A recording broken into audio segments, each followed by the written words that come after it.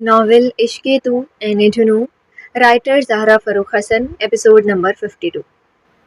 خاموشی میں چھپی تھی لاکھ فغاں، داستاں حرف بے زباں سے ہوئی، مسکرائے تو زہر بھی امرت، چشمے پرخوں بدگماں سے ہوئی۔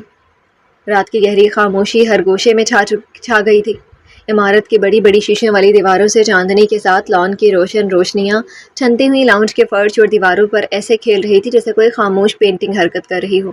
تب یوشا سیڑھیوں سے آہستہ آہستہ نیچے اترتا ہوا نیچے آ رہا تھا، شرٹ کے آستینوں کو مروڑتے ہوئے۔ ہر قدم پر فرش سے ہلکی سی آہٹ اٹھ رہی تھی جو بنگلے کی خاموشی میں ایک لرزاں سرسراہٹ کی طرح گونج رہی تھی۔ اس نے ایک لمحے کے لیے کھڑکی کی طرف دیکھا، لان کی دور کی روشنیوں اور مدھم چاندنی کے درمیان جیسے وقت رک گیا ہو۔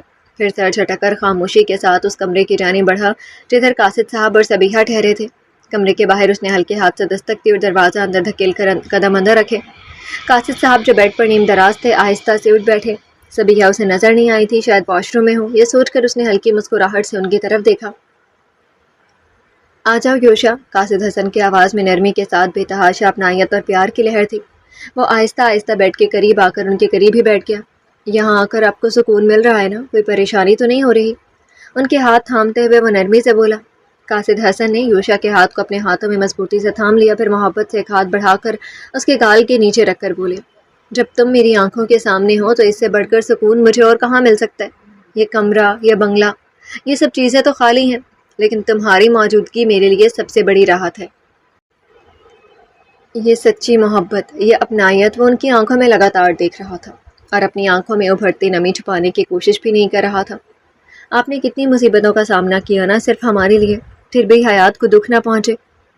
آپ نے اسے کچھ نہیں بتایا، اپنی پہچان تک چھپا لی۔ یوشا کی آواز ماتھم ہو گئی تھی جیسے گلے میں رند گئی ہو۔ قاصد حسن کے لبوں پر تھکی مگر پر نور مسکراہٹ پھیلی۔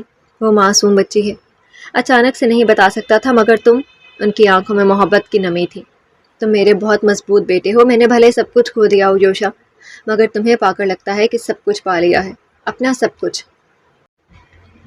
یہ الفاظ یوشا کے دل پر کسی ٹھہرے ہوئے زخم پر مرہم رکھنے جیسے اترے۔ وہ اچانک ہی جھک گیا اور بے ساختہ ان کے سینے پر سر رکھ دیا۔ دادو، اس کے لبوں سے پھسلا ہوا لفظ گویا کمرے کی فضا میں روشنی کی کرن بن گیا۔ قاصد حسن کے وجود میں خوشی کی ایک لرزش دوڑ گئی۔ یہ وہ لفظ تھا جس کی تمنا انہوں نے نہ کبھی زبان پر لائی نہ کبھی آنکھوں میں جتائی، لیکن دل کی گہرے خلا میں چھپا کر رکھا تھا۔ آج یوشا نے وہ پکارا تو لگنے لگا جیسے برسوں کی تنہائی ٹوٹ گئی ہو۔ دادو کہہ کر تو اس نے پہلی ملاقات میں بھی مخاطب نہیں کیا تھا، لیکن آج انہوں نے دونوں ہاتھ کانپتے ہوئے یوشا کے سر پر رکھ دی اور دھیرے دھیرے انگلیاں اس کے بالوں میں پھیرنے لگے۔ آنکھوں کی نمی ضبط کرنا مشکل ہو گیا۔ میرا بچہ، میرے یاور کی نشانی۔ ان کے لبوں سے نکلا ہوا یہ جملہ لرزتے لہجے میں بھی دعاؤں سے بھرا ہوا تھا۔ اسے اپنے کمزور بازوؤں میں سمیٹتے ہوئے ان کی آنکھوں سے آنسو چھلک پڑے تھے۔ بہت سخت تھا تمہیں خود سے دور کرنا میرا بچہ، اپنی روح نکال دی تھی میں نے صرف تمہارے لیے، صرف اپنے یاور اور زوفی کی نشانی کو محفوظ کرنے کے لیے۔ وہ اس کا سر چومتے ہوئے بھیگی آواز میں بول رہے تھے، آج تک اپنے حال دل انہوں نے کسی سے نہیں کہا تھا، صبیحہ سے بھی نہیں، مگر آج یوشا کو سینے سے لگا کر وہ سارا ضبط کھو بیٹھے تھے۔ کاش دادو آپ سب کچھ مجھے بتا دیتے، میں آپ کو کبھی تنہا نہیں چھوڑتا۔ یوشا کی آواز خود بھیگ رہی تھی۔ قاصد حسن کی نگاہ دور کہیں مدھم سی روشنی میں کھو گئی۔ پھر انہوں نے آہستگی سے کہا، وہ سچائی جسے میں نے چھپایا تمہیں تب بتا دینا تمہارے لیے خطرہ بن جاتا یوشا۔ میں نے سوچا تھا کہ وقت خود مرہم بن جائے گا، مگر ہر بار جب میں نے تمہیں دیکھا، تمہاری آنکھوں میں یاور کی عکاسی دیکھی، مجھے لگا شاید میں نے صحیح راستہ چنا۔ ان کے لبوں پر مسکراہٹ تھی مگر اندر کانٹے چبھ رہے تھے۔ میں نے اپنی پہچان گنوائی، تم سے پردہ کھینچ دیا، مگر اس پردے کے پیچھے جو بھی تھا وہ صرف تمہیں بچانے کے لیے تھا۔ یوشا کی پلکیں بھیگ رہی تھیں، وہ اپنے سینے پر دھڑکتے دل کے ساتھ اپنے دادو کے لمس کو محسوس کرتا رہا، جیسے برسوں کی کمی پوری ہو گئی ہو۔ دادو، آپ نے ہم لوگوں کے لیے کتنی قربانیاں دی ہیں، میں کبھی آپ کو نہیں کھو سکتا۔ یوشا کی آواز میں ہلکی سی لرزش تھی۔ قاصد حسن نے آہستہ سے اپنے بازو اس کی گرد لپیٹے اور سر پر ہاتھ رکھ کر پھیرا۔ میرا بچہ، یہ لمحہ، یہ سکون تمہارا میرے پاس ہونا، یہی تو میری قربانی کی دی گئی سب سے بڑی نعمت ہے۔ تم یہاں ہو، یہ جاننا میرے سارے غم بھلا دیتا ہے۔ میری قربانیاں رائے گاہ نہیں گئی ہیں میرے بچے، تمہاری صورت میں وہ سب مجھے مل گئی ہیں۔ یوشا کی آنکھوں میں نمی آ گئی، لیکن وہ خاموشی میں اپنے دادوں کی قربت میں ڈوبا رہا، ہر سانس، ہر لمس ایک کہانی بیان کر رہا تھا۔ پیار، تحفظ اور وہ امن جس کی تلاش میں وہ برسوں سے تھا۔ اس نے آہستگی سے اپنا سر ان کے سینے سے اٹھایا اور قاصد صاحب کی ہتھیلی اٹھا کر اپنی آنکھوں پر رکھ کر بولا، دادو، آپ نے جو کچھ کیا ہے اس کا حساب میں کبھی نہیں چکا سکتا، پر میں آپ سے وعدہ کرتا ہوں ہر حساب ان سے لوں گا جنہوں نے ہمارے خاندان کو تباہ کر دیا، جنہوں نے اتنے سالوں سے زخموں کو کریدتے ہوئے ہمیں بے سہارا کر دیا۔ یوشا کے لہجے میں درد کی جھلک تھی مگر آنکھوں میں عزم کی تیز روشنی۔ قاصد حسن نے خاموشی سے اسے دیکھا، جیسے برسوں کے دکھ اور صبر کے بعد اب وہ اپنے پوتے میں وہی تپش دیکھ رہے تھے جو کبھی یاور کی آنکھوں میں جگمگاتی تھی۔ انہوں نے کانپتی ہوئی ہتھیلی یوشا کے گال پر رکھ دی۔ میرا بچہ، انتقام کی آگ تو مجھے بھی سکون نہیں دیتی، پر میں جانتا ہوں جنہوں نے یہ سب کیا وہ ہمارے اپنے تھے یا اپنے کہلائے تھے، مگر یاد رکھو تمہیں اپنے لہو کی قیمت غصے سے نہیں، بہت سمجھ بوجھ کے ساتھ حوصلگی سے چکانی ہے۔ دادا، میں جانتا ہوں انتقام صرف جلا دیتا ہے، مگر میں یہ بھی جانتا ہوں کہ انصاف کے بغیر ہمارے زخم کبھی نہیں بھر سکیں گے۔ میں وعدہ کرتا ہوں آپ کی قربانیاں ضائع نہیں جانے دوں گا، ہر دھوکہ، ہر ظلم کا جواب دیا جائے گا۔ اس کی آواز کی پختگی سے انہوں نے سر ہلایا۔ ہاں، رو کر ان کی پرسوچ نظریں اس کے چہرے پر ٹھہری۔ تم حیات کو لے کر ادھر آ گئے ہو اور اس کی گمشدگی سے وہ لوگ ضرور بوکھلا گئے ہوں گے، کچھ بھی کریں گے مگر وہ حیات کو ڈھونڈ نکالنے کی کوشش ضرور کریں گے۔ یوشا، اب بہت محتاط رہنے کی ضرورت ہے۔ ان کی آواز میں دعویٰ بھی تھا اور خبردار کرنے کی کوشش بھی، اور مجھے اسی کوشش کو بے نقاب کرنا ہے۔ یوشا نے سر اٹھا کر ان کی طرف دیکھا۔ قاصد حسن نے اس کے کندھے پر ہاتھ رکھا اور آہستگی سے کہا، بس یہ یاد رکھو کہ جو بھی کرنے جا رہے ہو بہت سمجھ سے کرنا، مجھ میں اب کسی کو کھونے کا حوصلہ نہیں ہے یوشا۔ یوشا نے ان کے ہاتھ تھام لیے اور ہلکی سی مسکراہٹ کے ساتھ کہا، دادو، میں نے آپ کی زندگی اور قربانیوں سے بہت کچھ سیکھا ہے، ہر قدم سوچ سمجھ کر اٹھاؤں گا، بہت جلد ہم سب ایک خاندان ہوں گے، یہ میرا وعدہ ہے آپ سے۔ مجھے یقین ہے۔ انہوں نے اس کے گال تھپکے، کچھ کہنا چاہا کہ جب دروازہ آہستہ سے کھلا اور صبیحہ واش روم سے باہر نکلی تھی۔ یوشا کو یہاں بیٹھے دیکھ کر ان کی آنکھوں میں بھی وہی ہلکی چمک تھی، وہی محبت، سکون کی خوشی جھلکی جو قاصد حسن کی آنکھوں کی عکاس تھی۔ معاف کرنا، میں واش روم میں تھی، صبیحہ نے مسکراتے ہوئے کہا، مگر آنکھوں میں ہلکی سی نمی تھی، آواز نرم تھی مگر لرزتی ہوئی، جیسے وہ یوشا کو سامنے دیکھ کر اپنے جذبات کو قابو میں رکھنے کی پوری کوشش کر رہی ہو۔ یوشا گردن موڑ کر ان کی طرف دیکھ کر ہلکا سا مسکرایا۔ قاصد حسن نے آہستہ سے کہا، قریب آؤ سبی، یوشا کے پاس بیٹھو، یہ ہمارا بچہ ہے، ہمارا یوشا۔ صبیحہ کی آنکھوں کی نمی اور بڑھنے لگی، وہ آہستہ آہستہ آگے بڑھی مگر قدموں میں ہلکی لڑکھڑاہٹ تھی۔ یوشا تیزی سے اپنی جگہ سے اٹھا اور اس نے اپنا ہاتھ بڑھا کر ان کا لرزتا ہوا ہاتھ تھام لیا۔ صبیحہ کے ہاتھ بہت سرد ہو رہے تھے، آنسو آنکھوں میں لرزاں تھے، مگر وہ ٹکٹکی باندھ کر اس کا چہرہ دیکھ رہی تھی۔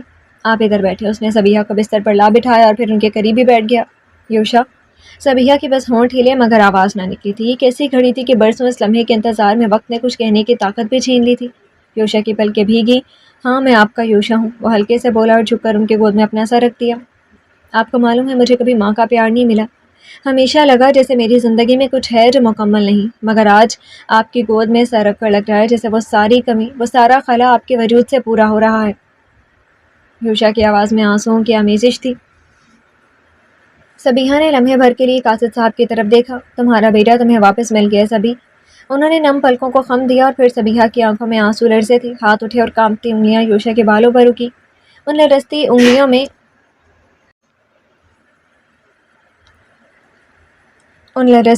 میں غیر معمولی محبت اور تحفظ کی گرمی چھپی ہوئی تھی۔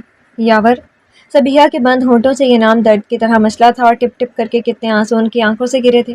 قاصد حسن نے اپنا چہرہ پھیر کر جیسے اپنے آنسوؤں کو چھپا لینا چاہا تھا۔ میں آپ کا یاور ہی ہوں اور آپ میری ماں، میں آپ کو بھی جان نہیں، اب میں آپ کو بیجا نہیں امی کہا کروں گا، جیسے میرے ڈیڈ کہتے تھے۔ یوشا نے اپنی آنکھیں بند کر لیں اور صبیحہ کی گود کی حفاظت میں اپنا دل اور ذہن و سکون چھوڑ دیا۔ ہاں، میں تمہاری امی ہی ہوں۔ صبیحہ کے دل کی دھڑکنیں آہستگی سے سنبھل گئی تھی، جیسے برسوں کی تھکن اور درد چند لمحوں میں کم ہو گیا ہو۔ قاصد حسن نے صبیحہ کو دیکھا، پھر یوشا کی طرف، اور ایک لمحے کے لیے دل کی گہرائیوں سے سکون محسوس کیا۔ وہ جانتے تھے کہ یہ پل نہ صرف یوشا کے لیے بلکہ صبیحہ کے لیے بھی زندگی کی ایک نئی شروعات ہے۔ وہ صبیحہ جو خوشیوں سے محروم ہو گئی تھی اب زندگی کی طرف دوبارہ واپس لوٹ آئے گی۔ کمرے میں دھیرے دھیرے سکوت پھیل گیا، لیکن یہ سکوت خالی پن کا نہیں تھا، یہ سکوت محبت کا تھا، اعتماد، حفاظت اور اپنائیت کا۔ یوشا نے صبیحہ کی گود میں سر رکھ کے اپنی آنکھیں بند کر لیں اور پہلی بار اسے لگا وہ اپنے گھر، اپنی اصل اور اپنی ماں کی محبت میں مکمل ہو گیا ہے۔ تیرا غم یہ سمجھ کے سہتا ہوں، میری قسمت میں ہی لکھا ہوگا۔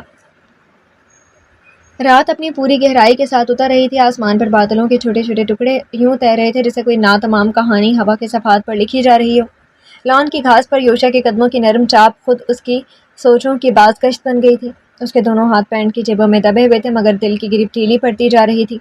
ہر قدم کے ساتھ وہ محسوس کرتا کہ زمین کے نیچے چھپے سارے دکھ، ساری یادیں اس کے اندر گونج رہی ہیں۔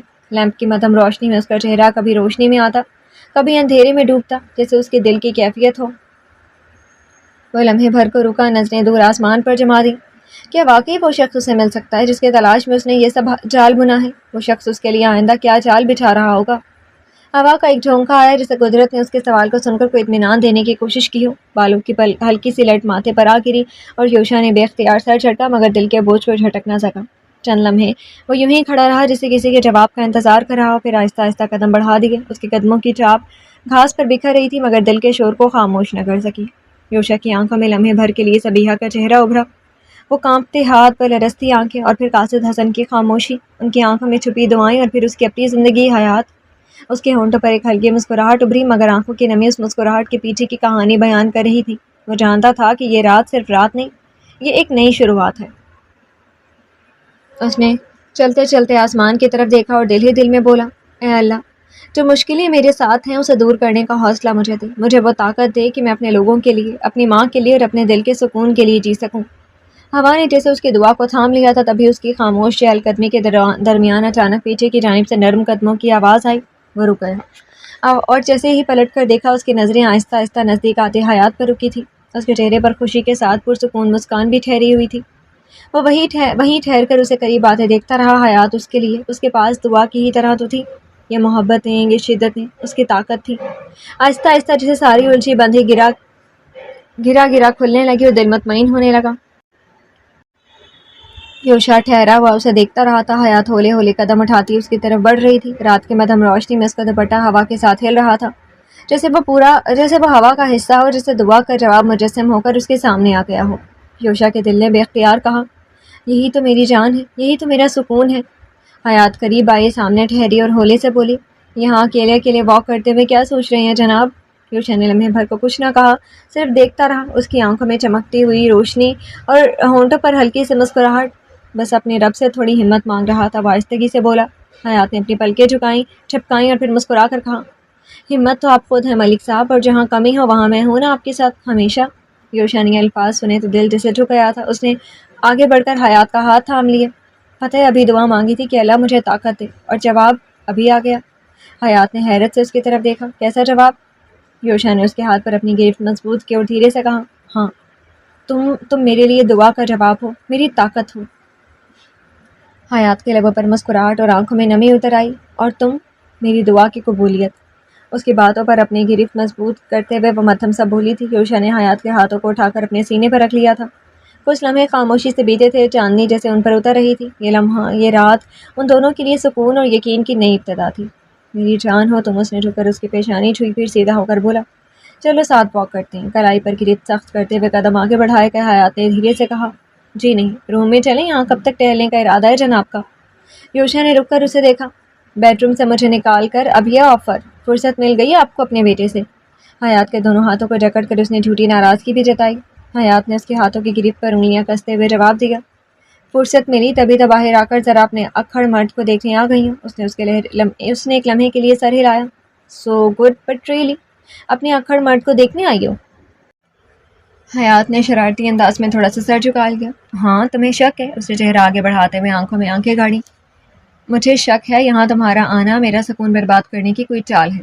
شہد رنگ آنکھوں کو کی تپش سے وہ ہنس پڑی، پھر شوخی سے بولی، جب مجھ سے محبت کرنا جناب کے سکون کی بربادی تھی تو کیوں میرے دیوانے بنے؟ نہ کرتے مجھ سے عشق جنوں؟ کاندھے ذرا سے جھٹک کر اطراحٹ سے بول کر وہ اپنے ہاتھ چھڑوا لیتی کہ یوشا نے لمحے بھر کو بھی ضائع نہیں کیا۔ حیات کی کمر کو اپنی باہوں میں جکڑتے ہوئے اسے دھڑکنوں کے قریب کر لیا۔ اب حیات کی سانسیں یوشا کے سینے سے ٹکرا کر گونج رہی تھیں، اور وقت جیسے ٹھہر گیا ہو۔ ہوا بھی ہلکی ہو گئی، رات کا سناٹا جیسے ان کے گرد پھیل کر صرف ان دونوں کو سننے لگا۔ نرم حیات، اس نے بھاری سانس کے ساتھ کہا، اگر یہ عشق میری بربادی ہے تو سن لو، اس بربادی پر مجھے دنیا کی ہر کامیابی قربان ہے۔ تمہاری چاہت میرا جنون ہے، اور اس جنون پر میں ہمیشہ قائم رہوں گا۔ نہ میں چھوڑ سکتا ہوں، نہ چاہوں گا کہ کوئی مجھے چھوڑنے کو کہے۔ وہ لمحے بھر کو رکا، پھر حیات کی چوڑی دھیرے سے اوپر اٹھا کر اپنی آنکھوں کی گہرائی میں اسے قید کرتے ہوئے بولا، تمہاری یہ چاہتیں بھی میرے عشق جنون کا مقابلہ نہیں کر سکتی۔ میں تباہ بھی ہو جاؤں، پھر بھی یہ جنون مجھے ہر بار برباد ہونے کے لیے نئی طاقت دیتا رہے گا۔ یہ چاہتوں کی بے پناہ بارش ہے۔ حیات کی آنکھوں میں اچانک چھوٹے چھوٹے ستارے جھلملا اٹھے۔ اس نے یوشا کی گردن پر ہاتھ رکھ کر خود کو اور بھی اس کے وجود سے لپیٹ لیا۔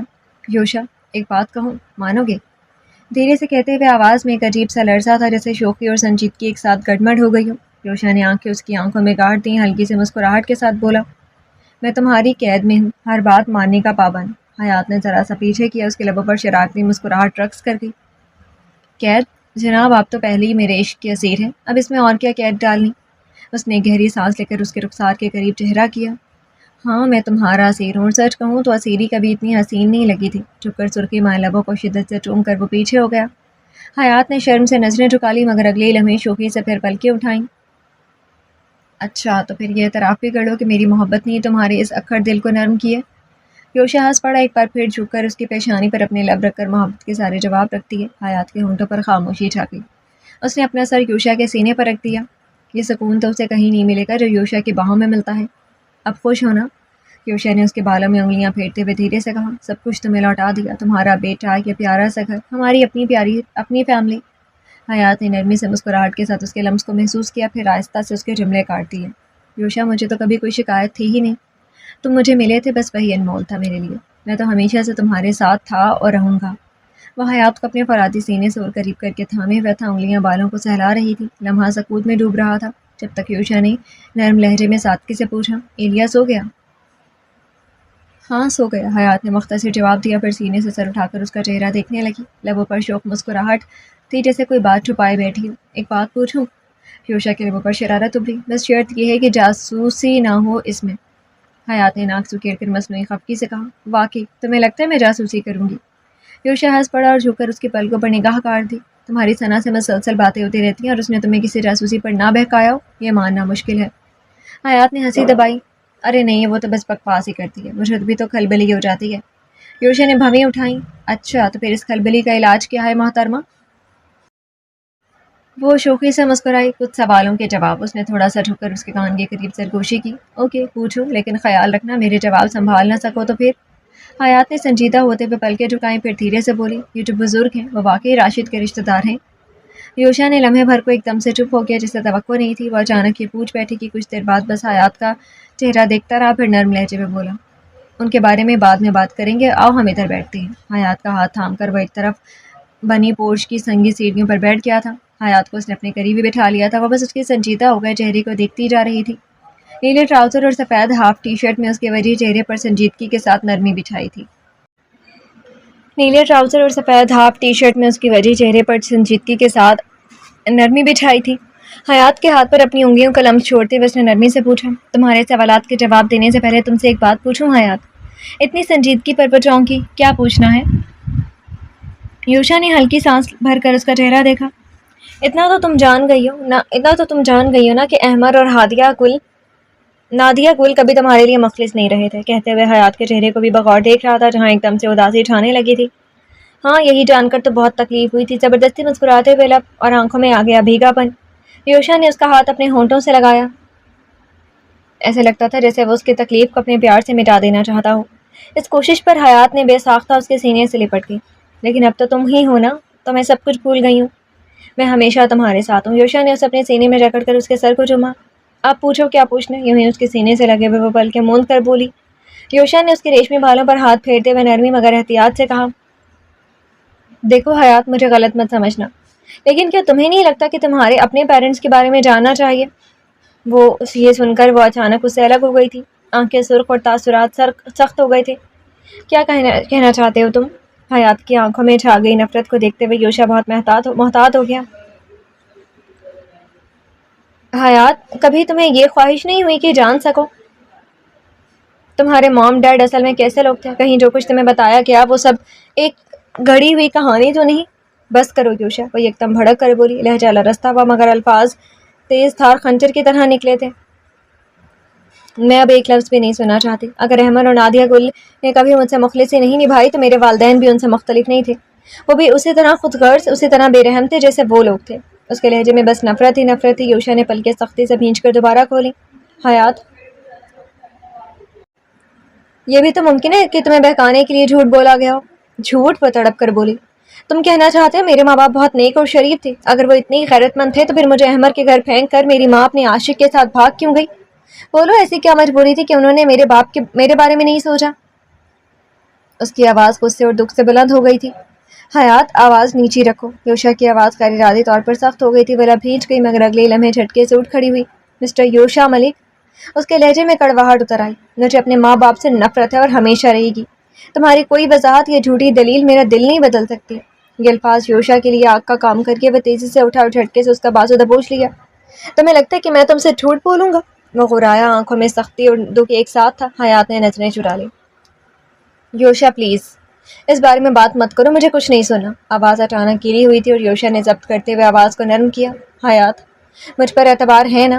تو پھر میری اس ایک بات پر بھی کرو۔ یاد رکھو کہ کوئی ایسی گنہگار نہیں ہو جاتا۔ یوشا نے اس کے لرزتے ہونٹوں کو دیکھتے ہوئے گہری سانس لی، جسے فیصلہ کرنا مشکل ہو گیا کہ کہاں سے آغاز کرے۔ سیڑھیوں پر بکھری مدھم روشنی ان دونوں کے بیچ ایک خاموش دیوار سے بن گئی تھی۔ حیات، وہ دھیرے سے بولا، کبھی کبھی جو نظر آتا ہے وہ سچ نہیں ہوتا، اور جو سچ ہوتا ہے وہ ہمیشہ چھپا دیا جاتا ہے۔ حیات نے پلکیں اٹھائیں، نگاہیں اس کے چہرے پر ٹکی، مگر لہجہ اب بھی سرد اور بھیگا ہوا تھا۔ میری ماں کا کسی کے ساتھ بھاگ جانا بھی جھوٹ ہے، میرے باپ کے گنہگار بھی جھوٹ ہیں، یا کہہ دو میرا وجود بھی جھوٹ ہے۔ یوشا نے شدت سے نفی میں سر ہلایا۔ تم نے وہی سمجھا حیات جو تمہیں سمجھایا گیا، حقیقت اس سے کہیں زیادہ گہری ہے۔ بڑھ کر اس کے ہاتھ تھام لینے چاہے کہ حیات نے تیزی سے اس کا ہاتھ جھٹک دیا اور نم آنکھوں کے ساتھ سر جھٹک کر بولی، میں اپنے ماں باپ کے بارے میں ایک لفظ بھی نہیں سننا چاہتی۔ اگر ان لوگوں کو مجھ سے ذرا بھی محبت ہوتی تو میرا وجود ہی بے یار و مددگار نہ ہوتا، میں ہمیشہ ان کے کیے گئے جرم کی سزا بھگت رہی ہوتی۔ یوشا نے گہری سانس بھری، جیسے ضبط کے سارے دریا اس کے اندر ٹوٹ رہے ہوں۔ حیات، اس کی آواز میں ایک التجا تھی، تم اپنی نفرت کے سار میں مجھے بھی جھٹلا رہی ہو، پلیز میری بات سمجھنے کی کوشش تو کرو، یہاں بیٹھ کر ایک بار ٹھنڈے دماغ سے سن تو لو۔ اس نے حیات کے ہاتھ پھر سے تھامنے چاہے، مگر وہ اچانک پیچھے ہٹ گئی، آنکھوں میں سرخی اور آنسو ایک ساتھ لرز رہے تھے۔ کون سی حقیقت بتا کر مجھے بہلانا چاہتے ہو یوشا؟ وہ حقیقت جس نے مجھے یتیم بنا دیا، یا وہ حقیقت جس نے مجھے دوسروں کے دہلیز پر لاوارث بنا کر پھینک دیا؟ میرے دل میں ان کے لیے اتنی نفرت ہے کہ تمہاری محبت بھی مجھے نہیں بہلا سکتی۔ تم نہیں جانتی حیات، اس کے لہجے میں اب شدت تھی، یہ کہانی اتنی سیدھی نہیں ہے جتنی بنائی گئی تھی، تمہارے اپنوں کے فیصلوں کے پیچھے کچھ ایسا چھپا ہے جو تمہیں کبھی بتایا ہی نہیں گیا۔ سمجھاتے ہوئے یوشا نے ایک قدم آگے بڑھایا، مگر اس کے لمس سے بچنے کے لیے وہ تیزی سے پیچھے ہٹتی جا رہی تھی۔ اوہ، اب تو مجھے یہ بھی باور کرانا چاہتے ہو کہ وہ معصوم تھے؟ یوشا نے آنکھیں میچ لی، جیسے اپنے اندر کا غصہ اور کرب قابو کرنے کی جنگ کی لڑ رہا ہو۔ پھر دھیرے سے بولا، انہوں نے کچھ نہیں کیا حیات، وہ بے گناہ تھے۔ اس کے لفظوں نے جیسے جلتی لکڑی پر تیل کا کام کیا تھا۔ حیات کی آواز بلند ہو گئی، تو پھر کس نے میری زندگی کو برباد کیا؟ کون ہے جو میرا مجرم ہے؟ اگر وہ لوگ بے قصور تھے تو پھر میرا مجرم کون ہے؟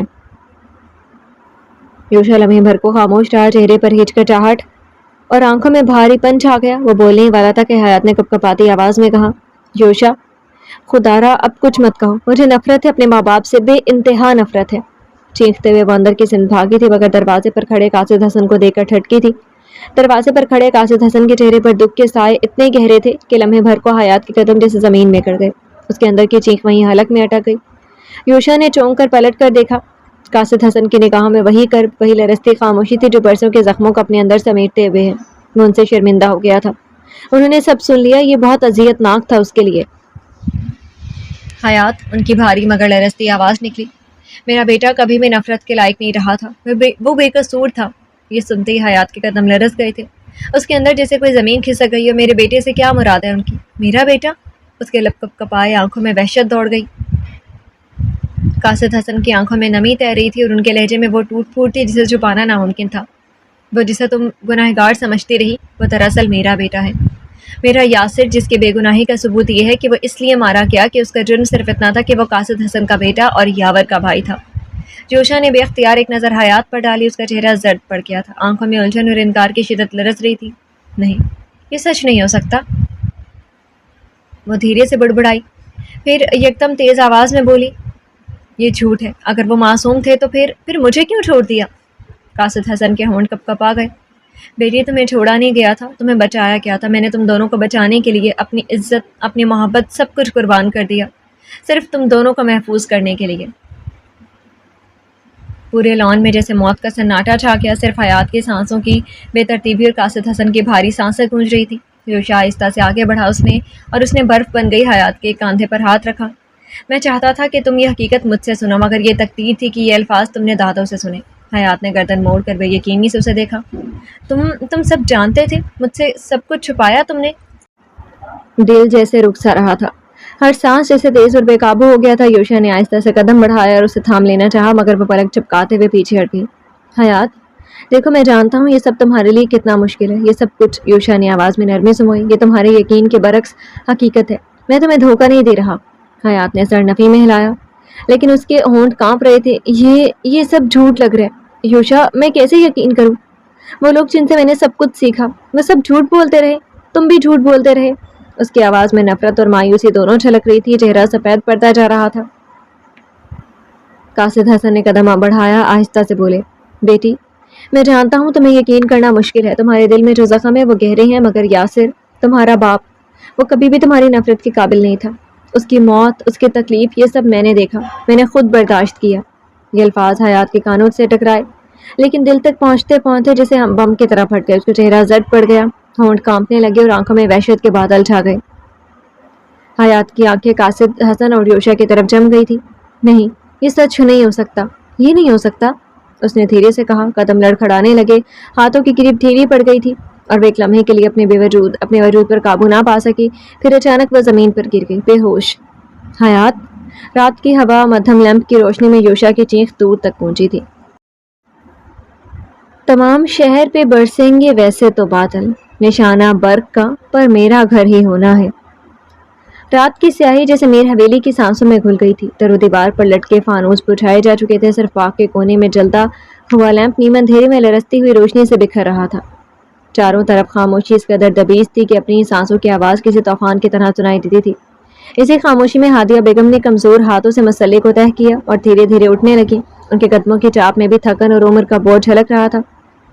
احتشام حسین اپنی پرانی کرسی پر جھولتے جھولتے جانے کی سوچ میں گم تھے. آنکھوں میں ہارے ہوئے وقتوں کی پرچھائیاں اور دل میں یاسر اور ملیحہ کے اچانک بچھڑنے کا زہر اترا ہوا تھا. میر صاحب، ہادیہ بیگم کی مدھم آواز سنائی دی. انہوں نے پلکیں اٹھائیں، ایک بوجھل سے مسکراہٹ لبوں پر لائی. نیند نہیں آ رہی آپ کو؟ وہ دونوں ایک دوسرے کی طرف دیکھ کر کچھ لمحے چپ رہے. پھر احتشام صاحب کی تھکی سی آواز گونجی، نیند تو آنکھوں سے روٹ چکی ہے خانم، میری گود کے پالے گئے بچے موت کی آغوش میں سو گئے، اب کیا نیند آئے گی مجھے؟ اب تو موت ہی سلائے گی. ان کی باتوں نے ہادیہ بیگم کا دل چیر دیا تھا. وہ دوپٹہ منہ پر رکھ کر رونے لگی. ان کی سسکیوں سے کمرے کے در و دیوار میں غمگین درد پھول گیا تھا.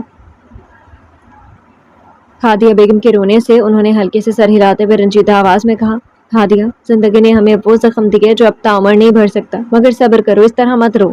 کیسے صبر کروں میر صاحب؟ وہ روتے ہوئے درد سے بولی. بچے بھی ان ماں باپ کے تڑپ رہے ہیں، میرا گھر اجڑ گیا، مرنا تو ہمیں چاہیے تھا، پھر ہم کیوں زندہ رہ گئے اور قسمت نے ہمیں یہ دن دکھا دیا. احتشام صاحب نے آہ بھرتے ہوئے گردن ہلکی سی موڑی اور دیوار کی طرف بنا ہوا پرانا ایک تصویری فریم دیکھا.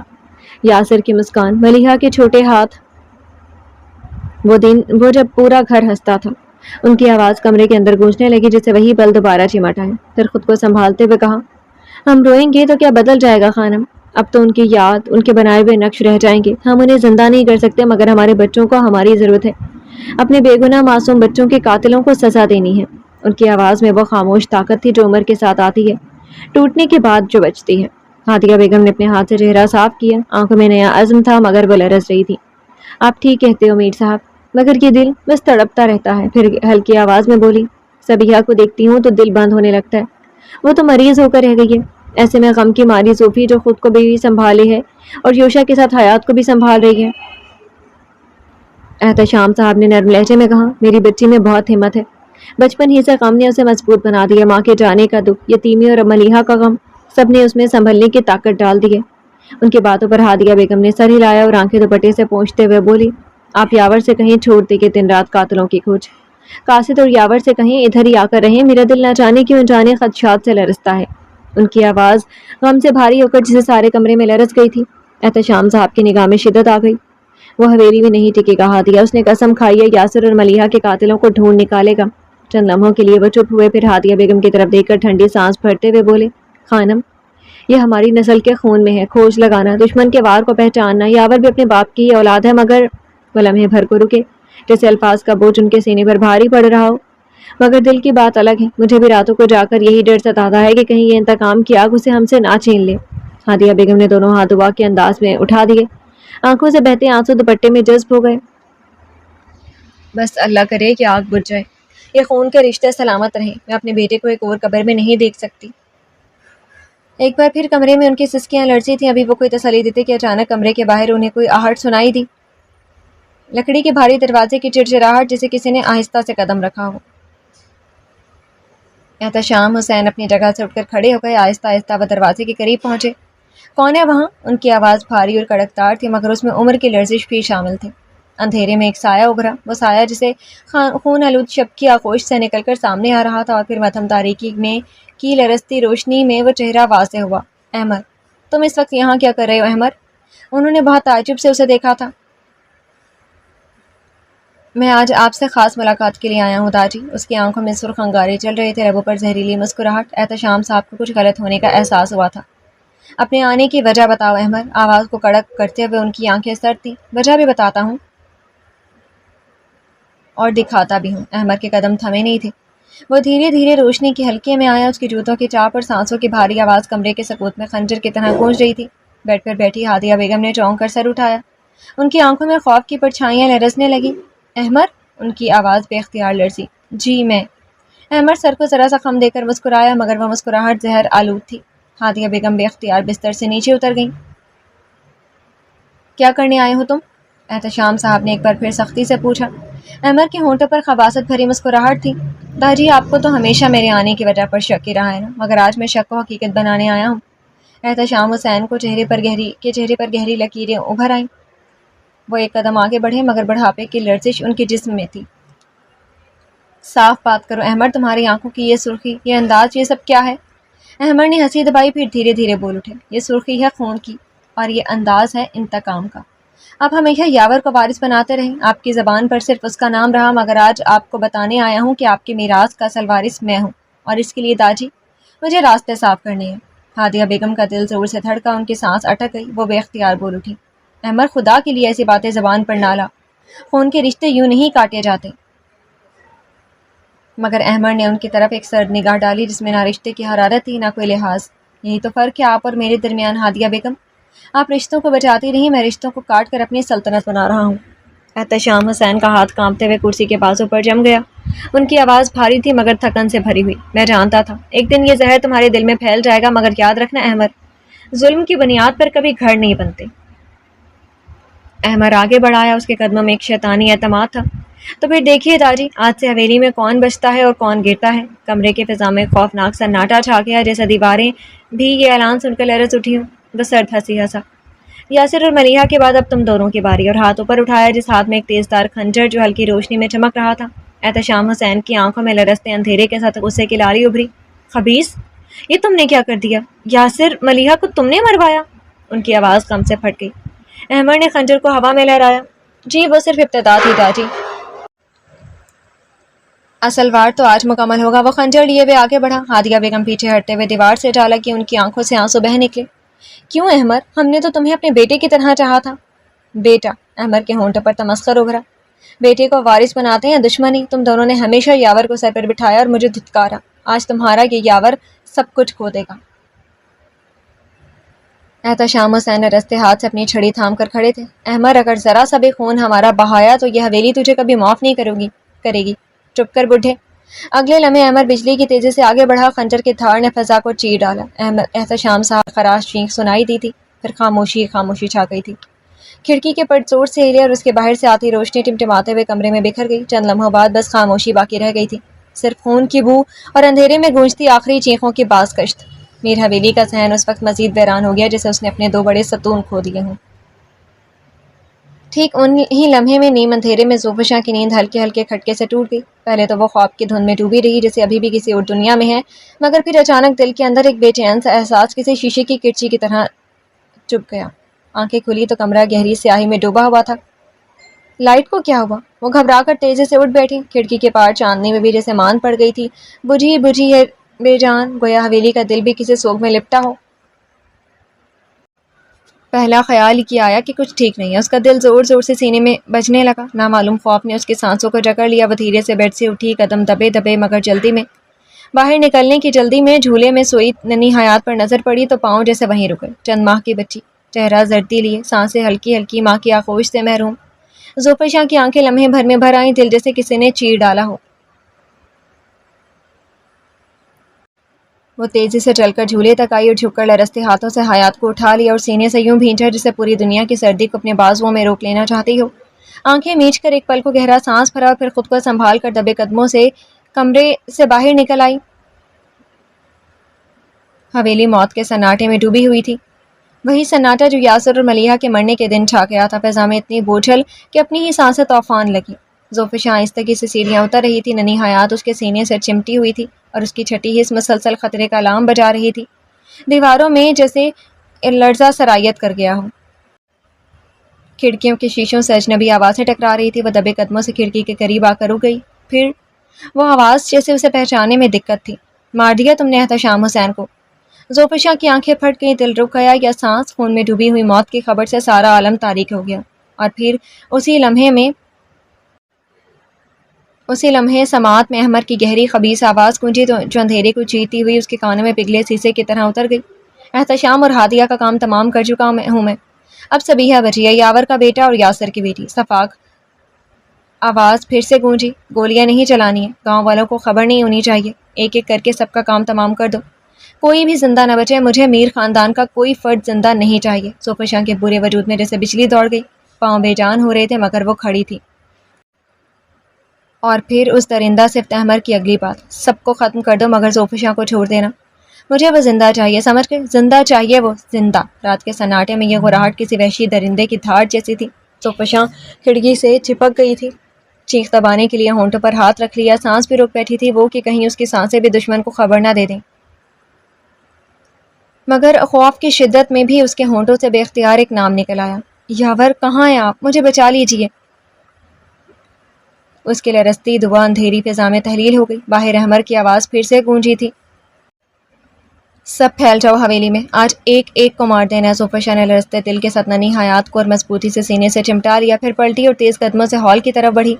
باہر سے قدموں کی آہٹیں بڑھ رہی تھیں، ہر آہٹ اس کے دل پر ہتھوڑے کی طرح بج رہی تھی۔ اس کے جسم میں سنسناہٹ دوڑ گئی، رگیں پتھر کی طرح سخت ہو گئیں۔ اچانک وہ دوڑ پڑی سیڑھیوں کی طرف، اتنی تیزی سے کہ سیڑھیوں پر قدموں کی تھاپ ڈراؤنی سی لگی تھی۔ وہ سیدھا صبیحہ کے کمرے میں جا گھسی تھی۔ دروازہ زور سے دھکا دے کر کھولا تو بستر پر بیمار صبیحہ آہستگی سے چونک کر اٹھ بیٹھی، آنکھوں میں حیرت، بے یقینی اور ڈر۔ ظفر شاہ؟ ان کی کمزور آواز میں سوال اترا، سوال لرزا۔ حواس باختہ ظفر شاہ کا چہرہ برف کی طرح سفید تھا، آنکھیں خوف سے پھیلی ہوئی۔ کیا ہوا ہے زوفی؟ صبیحہ کی آواز میں گھبراہٹ تھی۔ ظفر شاہ ان کے قریب آئی، ہانپتی ہوئی لرزتی ہوئی آواز میں بولی، مامی ہمارے پاس وقت نہیں ہے، بس ابھی ابھی نکلنا ہے۔ صبیحہ نے جیسے نیند اور بیماری کے پردے چاک کرنے کی کوشش کی، کانپتے ہاتھ اپنے سینے پر رکھے اور اٹھنے کی جدوجہد کی۔ ظفر شاہ نے ان کا بازو تھام کر سہارا دیا، نرمی مگر عزم کے ساتھ کہا، میں ساتھ ہوں، ہم نکل جائیں گے، بس مامی آپ تھوڑا حوصلہ رکھیں۔ اس نے حیات کو صبیحہ کی گود میں تھما دیا اور لپک کر ننھے یوشا کو اٹھا لیا۔ 2 سالہ یوشا نیم خواب میں کسمسایا مگر اگلے لمحے ماں کے سینے سے چمٹ گیا۔ صبیحہ کے لب کپ کپ آئے، زوفی میرا دل بہت گھبرا رہا ہے، کچھ بتاؤ آخر کیا ہوا ہے، ابا جان اور بی جان کہاں ہیں؟ ظفر شاہ کی آنکھیں سرخ تھیں، آنسو گالوں پر بہہ نکلے۔ وہ لرزتی آواز میں بس اتنا کہہ سکی، مامی ہم دونوں کو اپنے بچوں کی حفاظت کرنی ہے، بس اتنا جان لیں اس حویلی سے نکل کر ہی ہم محفوظ ہیں۔ ظفر شاہ نے یوشا کو گود میں اٹھایا، ننھی حیات صبیحہ کی باہوں میں تھی۔ کمرے کے اندر ایک لمحے کو موت جیسی خاموشی چھا گئی۔ باہر قدموں کی چاپ قریب تر ہو رہی تھی، در و دیوار جیسے سانس رو کر یہ منظر دیکھ رہے تھے۔ زوفی اب کیا کریں؟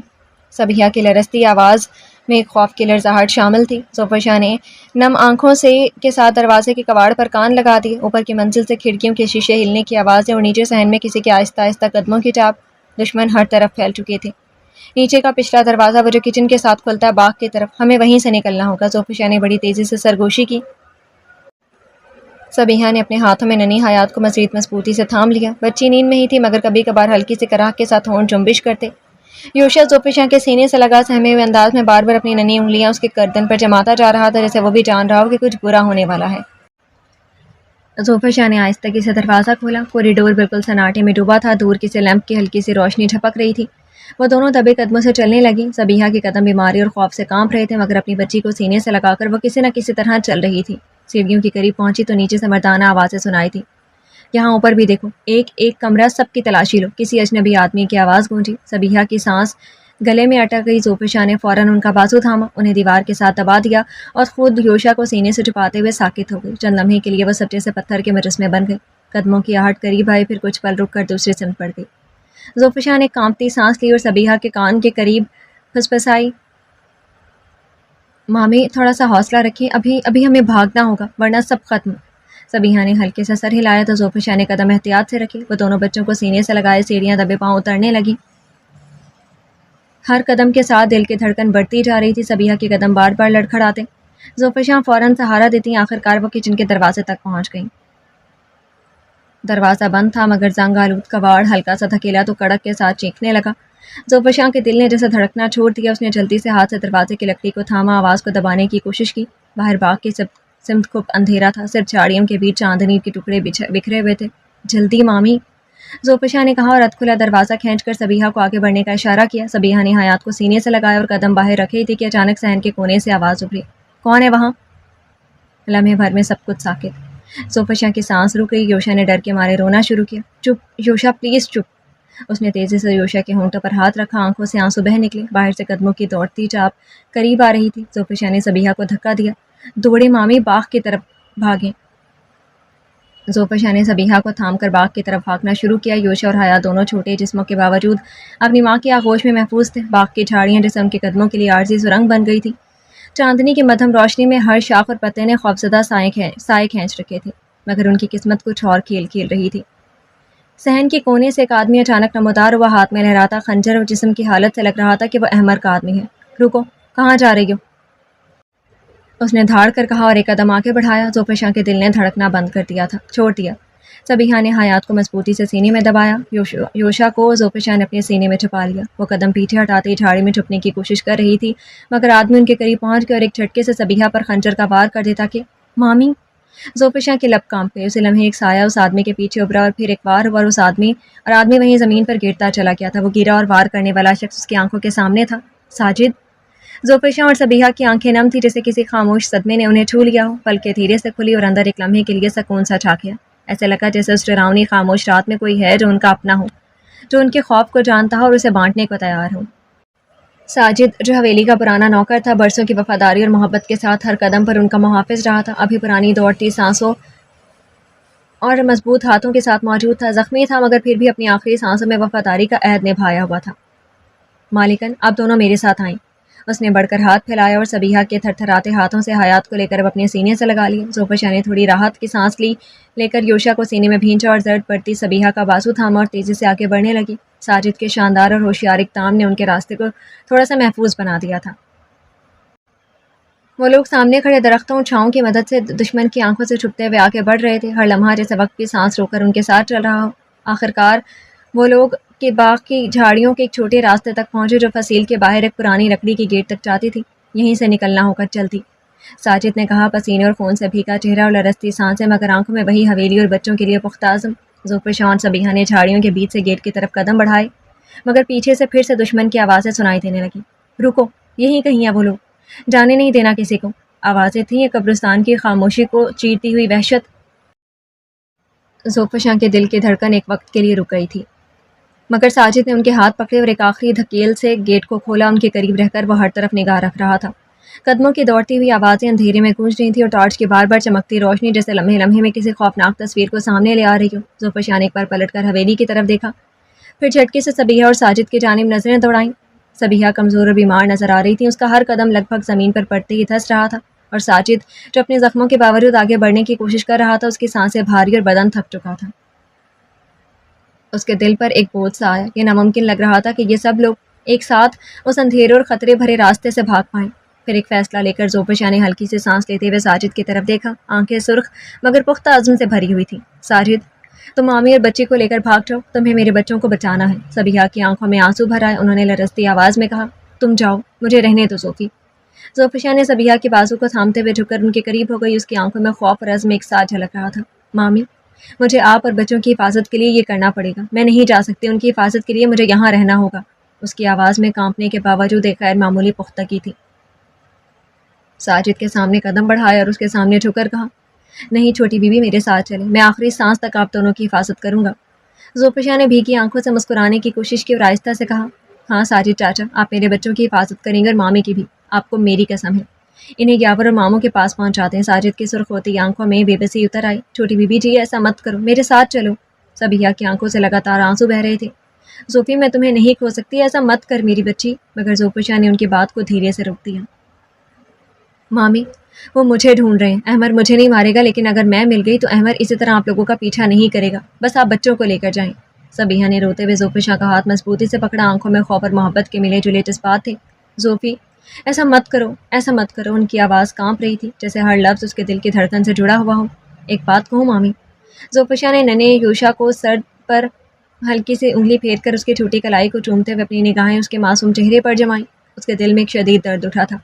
یہ ننھا جسم، یہ معصوم آنکھیں اس کے لیے دنیا کی سب سے بڑی خوشی تھی، یہ اس کے یاور کی نشانی تھی۔ پھر اس نے ساجد کی گود میں دبکی حیات کو دیکھا اور آنسوؤں کے بیچ مسکرائی، دل کی دھڑکنوں کو سنبھالنے کی کوشش کرتے ہوئے آہستہ سے لرزتی آواز میں کہا، مامی حیات اور یوشا کو ویسے ہی پرورش کرنا جیسے آپ نے میری اور ملیحہ کی تھی، انہیں بہت پیار دیجیے گا۔ صبیحہ روتے ہوئے کچھ کہنا ہی چاہتی تھی کہ پیچھے سے آوازیں سنائی دینے لگی۔ ذوالفشاں نے ایک بھی لمحے کی دیر کیے بغیر یوشا کو صبیحہ کی گود میں دیا اور ساجد کی طرف دیکھا۔ ساجد تم نے ہمیشہ ہمارا ساتھ دیا، بس یہ آخری بار دے دو، میں چاہتی ہوں کہ میرے بچے زندہ رہیں، وہ زندہ رہیں ہماری نشانی بن کر۔ آنکھیں بہہ جانے کے لیے تڑپ رہی تھی مگر وہ مسکرا رہی تھی۔ ساجد نے سر جھکایا، پھر آہستہ سے ان کے ہاتھ کو اپنی مضبوط گرفت میں پکڑا۔ چھوٹی بیوی جاؤ ساجد، تمہیں اپنے اللہ کی حفظ میں دیا، اس نے آہستہ سے کہہ کر اپنا ہاتھ چھڑا لیا۔ صبیحہ نے روتے ہوئے یوشا کو سینے سے دبایا۔ ذوالفشاں نے ایک آخری بار یوشا کی آنکھوں میں جھانکا۔ مما، اس نے ننھا سا ہاتھ بڑھا دیا۔ اس کے چھوٹے ہاتھ بار بار ماں کا دوپٹہ پکڑنے کی کوشش کر رہے تھے، پر وہ مسکراتی ہوئی پیچھے ہٹنے لگی۔ اس کی آنکھوں سے لگاتار آنسو گر رہے تھے، پر لبوں پر مسکراہٹ جدا نہیں تھی۔ ساجد نے آگے بڑھ کر صبیحہ کا بازو جکڑ لیا اور اس بات کا عہد کیا کہ یہ رات، یہ بھاگ دوڑ، یہ خوفناک لمحے، سب کچھ ذوالفشاں اور بچوں کی حفاظت کے لیے اس کی زندگی کا مقصد بن جائیں گے۔ صبیحہ روتے ہوئے پیچھے مڑ مڑ کر دیکھتی جا رہی تھی اور ذوالفشاں اسی طرح اکھڑتے قدموں سے چلتی ان سے دور ہو رہی تھی۔ رات کے سیاہ پردے تلے بچے صبیحہ ساجد کے ساتھ کہیں اندھیرے میں گم ہو گئے، جیسے رات نے انہیں اپنی اوٹ میں چھپا لیا ہو۔ اور پیچھے حویلی میں ذوالفشاں کی اکیلی آواز جیسے کسی چراغ کی تاریکی میں جلتی مدھم لو تھی جو اپنے گھر کی آخری حفاظت کے لیے ہر آن حاضر تھی۔ وہ خاموش تھی، پر اس کی خاموشی میں عزم کی گونج تھی، ایک ایسی گونج جو صدیوں تک سنائی دیتی ہے۔ بدنام کر دو مجھے مگر بھلا نہ دینا کہ ساری عمر بس تیرا ہی رہا ہوں۔ صبح کی بوچھل خاموشی میں بنگلے کی کشادہ لیونگ روم پر ایک عجیب سا سناٹا چھایا ہوا تھا۔ بڑی کھڑکیوں سے آنے والی مدھم روشنی پورے کمرے میں غبار کی طرح پھیل رہی تھی۔ پردے نیم و ہوا میں نمی اور بوجھل پن نے ماحول کو سنبھال لیا تھا، جسے ہر چیز رک کر انتظار کر رہی ہو۔ کمرے کے بیچوں بیچ صوفے پر یوشا خاموش بیٹھا تھا، اس کی نگاہیں میز پر جم گئی تھی، لیکن دراصل وہ کچھ دیکھ ہی نہیں رہا تھا۔ اس کے دماغ میں بس ایک ہی خیال گھوم رہا تھا، حیات، جو رات سے صدمے میں تھی، اتنے صدمے میں کہ یوشا نے اسے نیند کی دوا دے کر سلا دیا تھا اور اب تک وہ بے خبر تھی۔ ایک طرف صبیحہ دوپٹے سے بھیگی آنکھیں بار بار پہنچ رہی تھی مگر آنسو چھپانا ممکن نہ تھا۔ کبھی وہ یوشا کو دیکھتی، کبھی نظریں جھکا کر اپنے آنسو پی جاتی۔ کونے میں کھڑے قاصد حسن بار بار قدم بدل رہے تھے، ان کے چہرے پر فکر کی گہری لکیریں نمایاں تھیں اور سختی ان کی ہر حرکت میں جھلک رہی تھی۔ جب آپ کو معلوم تھا کہ میری بچی یہ صدمہ نہیں سہ پائے گی تو پھر کیوں بتایا اسے؟ صبیحہ کی آواز میں آنسوؤں کی آمیزش تھی، ہر لفظ کانپ رہا تھا۔ یوشا کی نگاہیں اب بھی میز پر جمی رہیں، لیکن دل اندر ہی اندر ایک طوفان کے ساتھ لڑ رہا تھا۔ قاصد حسن نے رک کر ان کی طرف دیکھا، لہجے میں سختی اور بے بسی کا امتزاج تھا۔ میں چپ رہتا صبیحہ، مگر جب میں نے اپنے بے گناہ یاسر کے لیے اس کی ہی بیٹی کے منہ سے نفرت بھرے الفاظ سنے، خود پر ضبط نہ کر سکا۔ یوشا نے آہستہ سے سر اٹھایا، دل کی دھڑکن بڑھ چکی تھی اور ہر لفظ اس کے اندر ایک چپتا ہوا احساس چھوڑ رہا تھا۔ آپ شرمندہ نہ ہو دادو، سچائی ایک نہ ایک دن کھلنی تھی، جو کل ہونا تھا وہ آج ہی صحیح، یوشا نے دھیمی آواز میں کہا اور صوفے سے اٹھ کھڑا ہوا۔ میں حیات کو دیکھ لوں؟ پھر وہ بہت تیزی سے سیڑھیوں کی طرف بڑھ گیا۔ آہستہ آہستہ چلتا وہ اپنے بیڈ روم میں پہنچ گیا۔ دھریلیا کو حیات کے پاس بیڈ پر بیٹھا دے کر وہ اداس سا مسکرایا۔ وہ بہت پیار سے اس کے قریب جھکا، حیات کا سر سہلا رہا تھا۔ یوشا نے لمبی سانس لے کر جیسے اعصاب پر قابو پایا، پھر وہ آہستہ سے بیڈ کے قریب پہنچا۔ اب یہاں کیا کر رہے ہیں آپ؟ یہاں کیا کر رہے ہیں؟ ایلیا کے قریب بیٹھتے ہوئے اس نے ایک ہاتھ سے اس کا سر تھام کر جھکایا اور پھر چوم کر سیدھا ہو گیا۔ ڈیڈ، میں ماما کی دیکھ بھال کر رہا ہوں، اس نے معصومیت سے جواب دیا۔ آنکھوں میں ہلکی فکر چھپی تھی۔ یوشا نے اسے تھام کر اپنی گود میں بٹھا لیا۔ ماما ٹھیک ہے مائی چائلڈ، بس آپ کہتے تھے نا کہ پاری کہتی تھی کہ جب آپ کی ماما کا دماغ الٹ جاتا ہے تو وہ میڈیسن لے کر ٹلی ہو جاتی ہیں۔ ایلیا کے بالوں کو چھوتے ہوئے وہ اسے بہلا رہا تھا، شاید خود کو سنبھال رہا تھا۔ ایلیا نے سر اٹھا کر اپنے ڈیڈ کا چہرہ دیکھا۔ ڈیڈ کے بیڈ ورڈز ہوتے ہیں نا؟ اس نے آنکھیں چڑھائیں اور وہ بے ساختہ ہنس دیا، پہلی ہنسی جو دل کا غبار چھاٹ گئی تھی۔ Yes that's my bad, but میں نے تو بس آپ کی پاری کی بات دہرائی ہے۔ دو انگلیوں سے ایلیا کی نرم گال سے ہلاتے ہوئے آنکھیں اب مسکرا رہی تھی۔ اور جب میں کہتا تھا تو آپ کیوں ڈانٹتے تھے؟ ایلیا نے ایک آئی برو اٹھا کر اسے دیکھا اور اس نے مشکل سے مسکراہٹ دبائی۔ اوکے مان لیا، آج آپ کے ڈیڈ غلط ہیں۔ جھک کر اس نے ایلیا کے چہرے پر اپنا چہرہ رگڑا تو ڈیڈ ڈونٹ ڈو دس، مجھے داڑھی چبھتی ہے آپ کی۔ ایلیا نے اپنے چہرے پر ہاتھ رکھے اور یوشا نے بے ساختہ گردن گھما کر سوئی ہوئی حیات کی طرف دیکھا۔ بیٹا اور ماں کو یہی شکایت رہتی تھی، تمہارے نخرے ایک دم تمہاری ماما کی طرح ہیں۔ اس کے بےتاب نگاہیں حیات کو گلابی گالوں سے لے کر پھول سے ہونٹوں پر ٹھہری، ذرا دیر کے لیے صحیح، مگر ایلیا کی باتوں نے جیسے دل کی حالت بدل دی تھی۔ ڈیڈ مما سو کر کب اٹھیں گی؟ ایلیا نے اس کی ٹھوڑی اپنی ہتھیلی میں جکڑ کر اپنی طرف گھمائی تو وہ چونکا۔ جب میں ان کو اپنے انداز میں اٹھاؤں گا، مسکرا کر کہتے ہوئے اس نے ایلیا کو گود سے اتار کر اس کے پاؤں فرش پر رکھے۔ آپ جائیں بڑے دادو اور بی جان کے پاس، میں حیات کے ساتھ ہوں، اس کی دیکھ بھال کر رہا ہوں۔ یوشا نے اس کا گال تھپک کر کہا تو ایلیا سر ہلاتا ہوا دوڑتا ہوا کمرے سے نکل گیا۔ اس کی جاتی یوشا وہیں کھسک کر حیات کے قریب بیٹھا تھا۔ حیات کی پلکیں بند تھی، جیسے وہ نیند کے آغوش میں نہیں بلکہ اپنی تھکن اور دکھ کے اندھیروں میں گم ہو۔ سانس بھاری تھی اور کمرے کی ساکت فضا میں دلوں کی دھڑکنیں ہی سب سے نمایاں صدا تھیں، وہ دھڑکنیں جو دو وجودوں کو باندھے رکھتی ہیں، چاہے کتنی خفقی اور کتنا ہی بوجھ درمیان میں آ کھڑا ہو۔ یوشا نے حیات کے پیٹ پر ہاتھ رکھے ہاتھ کو اپنے ہاتھوں میں تھاما، پھر ہونٹوں تک لا کر وہ نرمی سے سہلانے لگا، کبھی ہونٹوں سے، کبھی داڑھی سے، کبھی ان کے پشت پر اپنی ناک رگڑتا۔ ہر لمحہ محبت، ہر لمحہ شدت۔ آخر حیات کی نیند میں خلل پڑا اور اس کی پلکوں میں ہلکی سی جنبش ہوئی۔ اٹھ جاؤ میری جان، یوشا کی آواز مدھم تھی مگر اس میں تڑپ بھی تھی۔ تمہارے سونے سے یوشا کی نیند و سکون حرام ہے۔ وہ جھکا اور اس نے حیات کے چہرے پر اپنا چہرہ رکھ دیا، پھر اپنے لبوں سے چھوتے ہوئے اور رات کے درد بھرے اثرات کو جیسے حیات کے دل سے مٹانے کی کوشش کر رہا تھا۔ یوشا، اس کے لبوں سے ہلکے سے ٹوٹ کر نکلا تھا۔ جانے یوشا، وہ تو قربان تھا اس پر۔ اپنا سر اس کے کندھے سے اٹھا کر اس کی جھلملاتی آنکھوں میں دیکھنے لگا۔ حیات نے چند لمحے بس اس کی آنکھوں میں دیکھا، پھر گہری سانس لی تو آنکھیں بھی بھر آئیں اور بے ساختہ وہ کروٹ بدل گئی۔ یوشا نے ایک لمبی سانس لی اور آہستگی سے اس کے شانے پر اپنا سر رکھ دیا۔ جانتا ہوں تم مجھ سے خفا ہو، میں نے بہت کچھ تم سے چھپایا، یہ میری خطا ہے۔ نہیں یوشا، میں خود سے ناراض ہوں، میں تم سب کی بے تحاشا محبت کے قابل نہیں ہوں۔ وہ سسک پڑی اور یوشا نے سیدھے ہو کر حیات کو بھی سیدھا کر کے اپنے مقابل بٹھا دیا تھا۔ ادھر دیکھو میری طرف۔ حیات کے ہاتھ اپنی انگلیوں میں لے کر نگاہوں میں جھانکا۔ بتاؤ کیوں تمہارا دل میں گناہ کا بوجھ ہے؟ حیات سر جھکا کر گیلی آواز میں بولی۔ یوشا، میں بہت بڑی گنہگار ہوں، بہت بری ہوں میں۔ گنہگار تو نہیں جانتا مگر بری تو ہو تم۔ اس کے ہاتھوں کو اپنے سینے پر رکھتے ہوئے مسکرایا تھا اور حیات نے سر اٹھا کر دیکھا۔ مذاق مت کرو، آواز میں خفگی اور ملال دونوں تھے۔ مذاق نہیں کر رہا ہوں، رات تو تمہیں سمجھانے کی کوشش کر رہا تھا مگر تمہارے چھوٹے سے دماغ میں یہ بات نہیں آ رہی تھی۔ خواہ میں ہمارے دادوں کو بیچ میں آنا پڑا، وہ ہلکے پھلکے انداز میں کہتے ہوئے اسے رات والے کے برے اثرات سے نکالنے کی کوشش میں تھا۔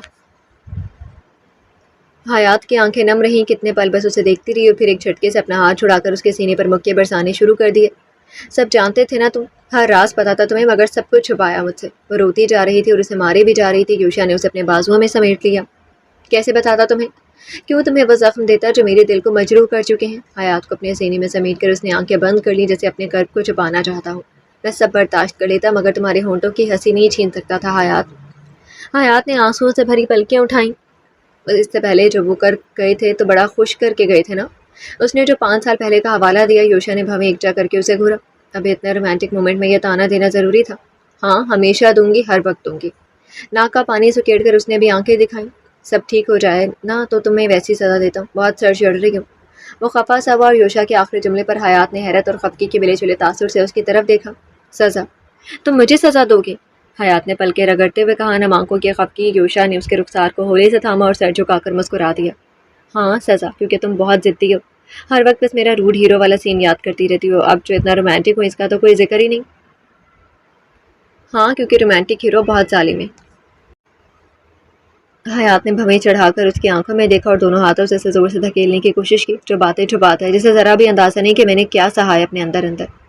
یوشا نے پل بھر کو اسے چھوڑا ہی نہیں بلکہ بازوؤں کی گرفت مزید سخت کر دی۔ اندازہ ہے، سب اندازہ ہے۔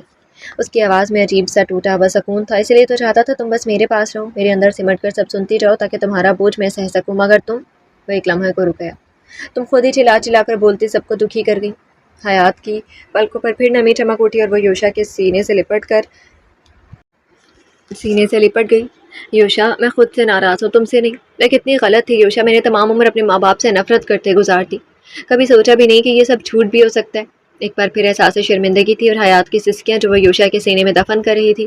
یوشا نے اس کے بالوں کو سہلایا، اس کے سر پر ہلکا سا بوسہ دے کر مدھم لہجے میں بولا، جتنا رونا ہے رو لو حیات، ہم دونوں یہ بوجھ بانٹ لیں گے، ایک دوسرے سے سارے غم کہہ دیں گے۔ حیات نے روندھی ہوئی آواز میں کہا۔ یوشا، میرا دل پھٹ رہا ہے، بہت اذیت ناک ہے یہ آگاہی۔ یوشا نے اس کے کان کے قریب جھک کر سرگوشی کی۔ میں ہوں نا تمہارا یوشا، تمہیں اپنے سینے میں قید کر لوں گا، نہ تکلیف رہے گی نہ اذیت۔ حیات نے اس کے بازوؤں میں خود کو اور مضبوطی سے سمیٹ لیا۔ ایک لمبے لمحے کے لیے خاموشی چھا گئی تھی۔ کمرے کی مدھم روشنی میں صرف دو دلوں کی دھڑکنیں سنائی دے رہی تھیں جو اپنے غم اور سکون کو ایک دوسرے میں چھپانے اور بانٹنے کی کوشش کر رہے تھے۔ نہ جانے کتنے لمحے گزرے، وہ یوشا کے سینے سے لگی چپ چاپ آنسو بہاتی رہی۔ حیات، یوشا دھیرے سے اس کے چہرے پر جھکا۔ میں جانتا ہوں جو کچھ تم نے سنا، جو دکھ تم نے محسوس کیا، وہ سب تمہارے لیے بہت تکلیف دہ ہے، مگر ہم اپنے ماں باپ کی قربانی اس طرح ضائع نہیں کر سکتے، ہے نا؟ حیات نے یوشا کی شرٹ کو اپنی مٹھی میں مزید سختی سے جکڑ لیا، جیسے اس چھوٹے سے عمل سے اپنے دل کا سارا خوف، غم اور محبت ایک ساتھ محفوظ کر رہی ہو۔ اس کے چہرے پر آنسو اب بھی بہہ رہے تھے، مگر وہ ایک خاموش تسکین کے ساتھ یوشا کے سینے سے جڑی تھی۔ یوشا نے آہستگی سے اس کے بالوں کو سہلایا اور ہونٹوں سے اس کے کان کے پاس ہلکا سا بوسہ دیا۔ بس حیات، بس یہ سب رونا بند کرو۔ اس کی آواز نرم اور مدھم تھی، مگر ہر لفظ میں یقین اور عزم تھا۔ ہم نے جو بھی برداشت کیا وہ ہمیں مضبوط بناتا ہے، اور میں ہوں نا تمہارے ساتھ ہر لمحہ، ہر درد میں۔ حیات نے آہستگی سے سر ہلایا اور کچھ لمحے کے لیے صرف یوشا کے سینے پر سر رکھ کر سانسیں گنی۔ میں ڈرتی ہوں، کبھی کبھی لگتا ہے کہ یہ سب ختم ہو جائے گا اور میں تمہیں بھی کھو دوں گی۔ اس کی آواز میں ایک لرزش تھی، مگر دل کی گہرائی سے نکلی ہوئی امید بھی تھی۔ یوشا نے اسے اپنے بازوؤں میں اور مضبوطی سے جکڑ لیا، دونوں کے دل ایک ساتھ دھڑکنے لگے۔ خوف کی کوئی بات نہیں ہے، میں تمہیں کبھی نہیں کھونے دوں گا، تمہارا ہر زخم، ہر درد، ہر راز میرے سینے میں محفوظ ہے۔ بس تم رہو، بس یہ دل میرے ساتھ بانٹو، میں سب سہ لوں گا۔ کمرے میں مدھم روشنی کے سائے ان کے گرد رقص کر رہے تھے، اور خاموشی میں صرف ان کے دلوں کی دھڑکنیں سنائی دے رہی تھی، جو ایک دوسرے کی محبت، غم اور سکون کو بانٹنے کی زبان بن گئی تھی۔ یوشا نے آہستہ سے اسے اپنے سینے سے الگ کیا۔ نیچے چلیں حیات، ہمارے دادا دادی ہمارا انتظار کر رہے ہیں۔ آنکھوں میں جگمگاتی روشنی لیا وہ حیات کی آنکھوں میں جھانک رہا تھا۔ حیات نے سر ہلایا، مگر ابھی بھی اندر ہی اندر الجھن تھی۔ یوشا، پریشان سی ہو کر اس نے اپنے ہاتھ مروڑے۔ مجھے عجیب سا لگ رہا، رات میں انہیں بہت بدتمیزی کر دی نا؟ بڑی پریشانی سے یہ سوال کیا گیا اور یوشا ہلکے سے ہنس دیا۔ نہیں، تم نے تو صرف بے ہوش ہونے کا ڈرامہ کر کے سب کو پریشان کر دیا۔ اس کے چھپ چھیڑنے پر وہ خفگی بھرے لہجے میں بولی، تمہیں مذاق سوچ رہے، میں سچ میں بہت صدمے میں تھی۔ آپ کب صدمے میں نہیں ہوتی محترمہ؟ بھیگے ہوئے گلابی گالوں میں چٹکی میں دبا کر کھینچا۔ حیات نے خفا ہونے کی بجائے پیار سے کہا، جب تم میرے پاس ہوتے ہو۔ والہانہ محبت بھری نگاہوں نے یوشا کے دل پر بجلی گرائی۔ سینے پر ہاتھ باندھ کر اس نے آہ بھری، ہائے مار ڈالو گی مجھے اتنی محبت سے دیکھ کر، مگر وہ کیا ہے نا؟ وہ تھوڑا رکا اور شرارت بھری نظروں سے اسے دیکھا۔ میں تمہیں اس ٹائم کس بھی نہیں کر سکتا، حیات نے حیرت سے پوچھا۔ کیوں؟ یوشا نے اس کے کان کے قریب سر جھکایا اور مسکراتے ہوئے سرگوشی کی۔ روئی دھوئی ناک بہاتے ہیروئن کو کس کرنے کو دل نہیں کر رہا میرا۔ حیات نے تکیہ کھینچ کر اسے دے مارا۔ مت کرو مجھے کس، پھر ملنے والی بھی نہیں۔ ناراضگی سے بولتے ہوئے وہ تیزی سے بستر سے بھی اتر گئی، مگر اس کے چہرے پر ہلکی مسکان بھی چھپی تھی۔ تم دو یا نہ دو، مجھے چھیننے کا ہنر آتا ہے میڈم۔ اس نے قدم بڑھا کر اس کے قریب آتے ہوئے شرارت بھری نظر سے کہا، بس یہ یاد رکھو، جب دل چاہے گا تمہارے لبوں پر میرا حق ہوگا۔ حیات نے بھویں چڑھا کر اسے دیکھا، پھر ہاتھ اٹھا کر ٹھینگا دکھایا۔ یہ دیکھا، یہ ملے گا، اس نے منہ بنا کر چڑھایا اور سیدھا واش روم کی طرف چل دی۔ یوشا نے آہستہ سے ہنس کر کہا، ٹھیک ہے ہیروئن، تم جتنا چاہو خود کو بچا سکتی ہو، مگر یہ لڑائی میں ابھی ختم نہیں ہوئی ہے۔ واش روم کے دروازے کے پیچھے سے حیات نے جھٹکے سے سر نکالا۔ بس کرو، اب نیچے چل رہے ہیں، دادا دادی انتظار کر رہے ہیں، رومانس کا کوئی چانس نہیں ہے یوشا صاحب۔ شرارت سے بول کر اس نے دھڑ سے دروازہ بند کر لیا۔ یوشا نے خوشی اور شرارت کے ملے جلے تاثر کے ساتھ سر ہلایا اور پھر مڑ کر کمرے سے باہر نکل گیا، جہاں اب خوشیاں اس کا انتظار کر رہی تھیں۔ اطراف میں اپنے تھے، دشمن تھا سامنے، کیوں تیر میرے جسم میں ترچھے اتر گئے۔ شام کی نرم نارنجی روشنی بنگلے کے لان پر پھیل رہی تھی، جسے سورج اپنی آخری کرنوں کے ساتھ ہر پتی اور پھول کو سنہرا کر رہا ہو۔ ہلکی ہوا میں پتے سرسرا رہے تھے اور لان کی گھاس پر سورج کی آخری شعاعیں نرم دھبے چھوڑ رہی تھی۔ اسی لمحے توحا کی گاڑی بڑے گیٹ سے اندر داخل ہوئی۔ توحا نے گاڑی روکی، دروازہ دھیرے سے کھولا اور باہر نکلا۔ شام کی ٹھنڈی ہوا اس کے چہرے کو چھو گئی اور اس نے گہری سانس لیتے ہوئے لان کی طرف نظریں اٹھائیں۔ یوشا راشد کے ساتھ کھڑا تھا اور قریب ہی ایلیا بھی ہاتھ میں فٹ بال لیے کھیل رہا تھا۔ گاڑی سے اترتی ثنا کی آنکھوں میں حیرت اور خوشی کی ملی جلی چمک ایک ساتھ ابھری تھی۔ ہائے پاری کی جان! وہ وہیں سے چیخی اور اس کی چیخ سن کر ایلیا نے پلٹ کر جو اپنی پاری کو دیکھا دوڑتے قدموں سے وہ اس کی طرف بھاگا تھا۔ میرا بچہ! ثنا نے جھک کر اسے اپنی گود میں اٹھا لیا، بے تحاشا چومتے ہوئے۔ اس کی آنکھوں میں آنسو بھی تھے۔ یہ منظر دیکھتے ہوئے توہا نے یوشا کی طرف دیکھا تو وہ کاندھے اچکا کر بس ہلکے سے مسکرایا تھا۔ کہاں چھپ گئے تھے میرے بچے؟ پاری نے تمہیں کتنا مس کیا تھا۔ وہ بار بار اس کے گال بھی چومے جا رہی تھی۔ میں نے بھی آپ کو بہت مس کیا پاری۔ ایلیا نے اپنی باہیں اس کی گردن میں ڈال دی تھیں۔ ابھی وہ کوئی اور جواب دیتی کہ توہا نے قریب آ کر اس کے شانے پر ہاتھ رکھ دیا۔ میڈم، کسی اور کو بھی موقع دیں گی؟ سادگی سے کہہ کر اس نے ایلیا کو اپنی گود میں لے کر پیار سے کہا۔ تو میرا چھوٹا سا شیر اب اپنے ماموں سے ملے گا؟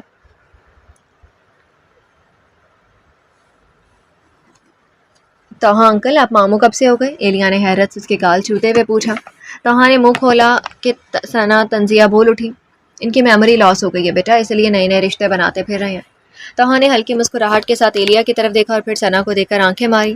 شکر کرو میموری لاس ہوئی ہے، دل نہیں، ورنہ تمہاری سوتن بھی بغل میں ہوتی۔ ثنا نے بری طرح سے جل کر رخ موڑ لیا تھا، پھر گردن اٹھا کر چاروں طرف دیکھتے ہوئے چیخی۔ اور زرینہ کی مچھڑ، میری حیات کہاں ہے؟ یوشا کو نظر انداز کر کے اس نے راشد سے روب سے پوچھا۔ راشد نے سنجیدہ ہو کر یوشا کی طرف دیکھا۔ چھوٹے سائیں، یہ کب سدھرے گی؟ شاید کبھی نہیں۔ یوشا نے بس گہرا سانس بھرا اور توہا کی طرف دیکھا۔ اندر چلو توہا، سب تمہارا ویٹ کر رہے ہیں۔ میں چلی حیات سے ملے، میرے ساتھ چلو جان۔ توہا سے پہلے میڈم ثنا گردن اکڑا کر ایلیا سے بولی اور وہ پاری کا تابے دار چھٹ سے توہا کی گود سے اترا اور پاری کی اٹھی انگلی چکر لی۔ بڑے آئے ماموں۔ ثنا کی گردن میں اور تناؤ آ گیا اور دوسرے ہی لمحے وہ ایلیا کے ساتھ اندر چلی گئی۔ یوشا نے توہا کی طرف ایک بار پھر سے دیکھا اور اس کی آنکھوں میں طنز کی جھلک اٹھی۔ کہا تھا نا ٹائن پر فدا مت ہو۔ توہا نے سرد آہ بھری اور آہستہ سے قدم بڑھائے۔ اندر چلیں یا یہیں سب سے ڈسکشن کر لینا ہے؟ تم چلو، میں تھوڑی دیر میں آتا ہوں۔ گہری سنجیدگی سے کہہ کر وہ راشد کی طرف مڑ گیا تو وہ کاندھے اٹکاتے ہوئے اندر کی سن بڑھ چلا تھا۔ ادھر لاؤنج میں حیات اور ثنا ایک دوسرے سے لپٹی مل رہی تھی۔ تم دونوں کو کبھی یہ ملاپ والا سین ختم ہوگا کہ نہیں؟ توہا نے پیچھے سے شوخی سے کہا اور حیات نے جھٹکے سے مڑ کر اس کی طرف دیکھا تھا۔ سامنے توہا کھڑا تھا، وہی نرم مسکراہٹ، وہی مہربان چہرہ اور آنکھوں میں شفقت بھری محبت، اس کا اپنا بھائی، ماں جایا۔ حیات کے دل میں جیسے اپنے پن کا کوئی طوفان اٹھا تھا، پھر جیسے ضبط کا کوئی تار ٹوٹا تھا اور وہ دوڑتی ہوئی توہا سے لپٹ گئی تھی۔ لاؤنج میں جیسے سناٹا چھا گیا تھا، توہا اپنی جگہ بت سا بن گیا۔ حیات کا یہ اقدام، یہ محبت، وہ سانس روکے کھڑا تھا۔ خود ثنا بھی اپنی جگہ مجسم ہو گئی تھی، چہرے پر حیرت اور دل میں الجھن کا ملا جلا احساس تھا۔ بھائی، حیات کے لبوں سے نکلا اور توہا نے صرف اپنا بازو بڑھا کر اسے گلے لگایا، جیسے سب کچھ سمجھ گیا ہو، جیسے یہی لمحہ برسوں کی کمی پوری کر رہا ہو۔ لاؤنج کی خاموشی میں صرف ان کے دل کی دھڑکنیں سنائی دے رہی تھی اور لمحہ جیسے وقت کی گرفت سے آزاد ہو گیا۔ حیات نے آنکھیں بند کر لی اور اس نے محسوس کیا کہ بھائی کی قربت میں وہ مکمل محفوظ ہے، جیسے ہر اضطراب اور خوف بخار کی طرح ختم ہو گیا ہو۔ ثنا نے چند قدم پیچھے ہٹ کر دونوں کو دیکھا۔ اس کے چہرے پر حیرت اور دل میں ملے جلے جذبات کا ہلکا سا توبھان چھپا ہوا تھا، تعجب، الجھن اور ایک چھوٹی سی حسد بھی۔ آپ میرے بھائی ہو، میرے اپنے بھائی۔ حیات کے لبوں سے لرزتی ہوئی صدا نکلی۔ توہا کے بازو خود بخود اس کے گرد پھیل گئے، جیسے برسوں کا خلا ایک لمحے میں پور ہو گیا ہو۔ ہاں میری ڈال، میں یہاں ہوں، تمہارا بھائی، ہمیشہ تمہارے ساتھ ہے۔ وہ دھیرے سے بولا اور اس کا ہاتھ حیات کا سر سے ہلانے لگا۔ حیات آہستہ سے اس کے سینے سے الگ ہوئی۔ اتنی محبت جتاتے تھے تو بتا نہیں سکتے تھے کہ آپ میرے بھائی ہو؟ گیلی آنکھیں، محبت اور لاڈ سے بھرا شکوہ۔ توہا نے دونوں ہتھیلیاں اس کے کانوں پر رکھ کر جھکا۔ اگر بتا دیتا تو تمہارا ہیرو میری جان ہی نکال دیتا، کہہ کر اس نے حیات کی پیشانی پر شفقت بھرا پہلا لمس چھوڑا تھا۔ اس بار وہ ہلکے سے ہنس دی تھی، آنسوؤں اور خوشی سے بھیگی ہنسی۔ وہ تو میں اب بھی نکال سکتا ہوں، لاڈ جتا چکے ہو تو پیچھے ہٹ جاؤ۔ یوشا کی بھاری آواز پیچھے سے آئی اور ان دونوں نے مڑ کر اسے دیکھا۔ اس کے چہرے پر چھائی سنجیدگی کو دیکھتے ہوئے توہا اپنی مسکراہٹ دبا کر بولا، یہ میری بہن ہے اور اب تم میرا کچھ نہیں بگاڑ سکتے۔ ایک بازو کے گھیرے میں حیات کو لے کر اس نے فخریہ گردن اکڑائی۔ یوشا کی پیشانی پر بل پڑے اور حیات نظریں جھکا کر ہنسی دبانے لگی۔ او ہیلو، ثنا پیچھے سے تیز آواز میں بولتی آگے بڑھی۔ کوئی مجھے بھی بتائے گا یہ بھائی بہن والے کون سی سٹوری شروع ہو گئی ہے؟ وہ تنتناتی ہوئی ان کے سر پر پہنچ کر ان دونوں کو گھور رہی تھی۔ یوشا اور توہا نے ایک دوسرے کو دیکھا۔ ثنا، میں بتاتی ہوں سب، پر حیات بنا رکے بولنا شروع ہو گئی تھی۔ یہ توہا ہے نا، یہ میرا سگا بھائی اور میں اس کی سگی بہن، ہم دونوں کے ماما بابا ایک ہیں اور مجھے… ایک منٹ، تم منہ بند رکھو ذرا۔ ثنا نے ہاتھ اٹھا کر اسے ٹوک دیا۔ حیات چپ سی ہوگی، پر یوشا کی آنکھوں میں ناگواری سی اتری۔ ان دونوں نے تمہیں کون سی سٹوری سنا دی اور تم یقین کر کے بھائی بھائی کرنے لگی ہو؟ کمر پر ہاتھ رکھے وہ چپتی نگاہوں سے توہا اور یوشا کو دیکھ رہی تھی۔ حیات سچ کہہ رہی ہے، توحا نے تحمل سے جواب دیا اور وہ سر جھٹک کر طنزیہ ہنسی۔ اچھا، اس کی اچھا میں استحصائیہ مسکراہٹ تھی۔ ابھی تک یہ سچ ہمیں کیوں نہیں معلوم تھا؟ اب تک تو کچھ اور ہی سٹوری چل رہی تھی۔ ایک دم سے بھائی بہن والا نیا ٹوسٹ آ گیا۔ ثنا کی بات پر یوشا کی آنکھیں سرخ پڑنے لگیں۔ حیات یہ دیکھتے ہوئے گھبرا کر بولی، ثنا یہ سب جھوٹ نہیں ہے، تم چپ رہو حیات۔ ایک بار پھر سے اس نے اسے ڈپٹ دیا۔ تم تو بے وقوف ہو، سمجھا دیا تمہارے اکھڑ شوہر نے اور تم لگی سب سچ سمجھنے۔ ہمیشہ بے وقوفی رہنا، کھاتی رہنا اسے دھوکا۔ غصے میں وہ زیادہ ہی تلخ ہو گئی اور حیات کی آنکھوں میں آنسو آ گئے، اور آنسو آنا تھا کہ یوشا 2 ہی قدموں میں اس کے سامنے آ کھڑا ہوا، آنکھیں لال تھی اور چہرے پر غصہ۔ کس حق سے تم میری بیوی سے اس طرح بات کر رہی ہو؟ ہوتی کون ہو تم اسے اس طرح ڈانٹ ڈپٹ کرنے والی؟